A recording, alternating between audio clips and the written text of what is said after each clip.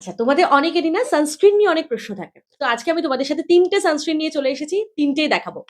First হচ্ছে রেনের SPF 50। এটা হচ্ছে glow screen spray. Spray sunscreen এটা অ্যাকচুয়ালি। এটা আমার ভীষণ ভালো লাগে। কারণ এটা ছড়িয়ে দিলে ইনস্ট্যান্ট একটা গ্লো চলে আসে। আচ্ছা, সেকেন্ড যেটা সেটা হচ্ছে ডট অ্যান্ড কি ওয়াটারমেলন সানস্ক্রিন। এটাও ভীষণ ভালো SPF 50 PA+++। আর আমার যেটা মোস্ট ফেভারিট সানস্ক্রিন সেটা হচ্ছে লা শিল্ডের এক্সপার্ট অ্যাকনে প্রোটেক্ট সানস্ক্রিন, যেটা SPF 40 PA+++ and UVA and UVB protection রয়েছে এর মধ্যে। তো এই ৩ টে এবার আমি যেটা বলছিলাম সেটা হচ্ছে তোমরা হয়তো একটা ভালো ব্র্যান্ডের সানস্ক্রিন ইউজ করছো। বাট তারপরেও তোমাদের ট্যানিং যাচ্ছে না। ট্যানিং এর প্রবলেম হচ্ছে।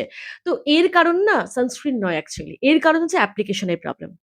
দেখো, তুমি হয়তো মিনিমালিস্ট এর সানস্ক্রিন ভীষণ ভালো, লাইক বিউটি অফ জোসেন এর সানস্ক্রিন ভীষণ ভালো, কোরিয়ান ব্র্যান্ড। বাট এগুলোও তুমি যদি একটু দামি সানস্ক্রিনও তুমি যদি ইউজ করো, তাহলেও এই প্রবলেম হবে। কেন হবে?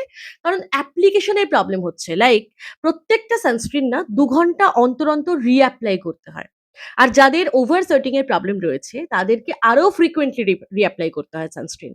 এটা আমরা করি না। আমরা সানস্ক্রিন রি-অ্যাপ্লাই করি না। আমরা ভাবি আচ্ছা সানস্ক্রিন তো এপ্লাই করে নিয়েছি। ৪ ঘন্টা ৫ ঘন্টা চালিয়ে দেব, কোনো অসুবিধা নেই। ও ওর কাজ করতে থাকবে। অ্যাকচুয়ালি করে না কাজ। কাজ অ্যাকচুয়ালি করে না। ২ ঘন্টার পর সানস্ক্রিন এক্সপায়ার করে যায়। কোনো কাজ করে না ওটা আর। তো তোমাকে কি করতে হবে? ওয়েট ওয়াইপস ক্যারি করতে হবে। তো প্রত্যেক ২ ঘন্টা পর, পর ফেসটা ওয়েট ওয়াইপস দিয়ে ক্লিন করে নেবে। দেন রি-অ্যাপ্লাই করে নেবে সানস্ক্রিন। এটা যদি করতে পারো ট্যানিং এর প্রবলেম 100% চলে যাবে। ট্রাই করে দেখো। যদি হেল্প হয় তাহলে আমাকে জানিও অবশ্যই।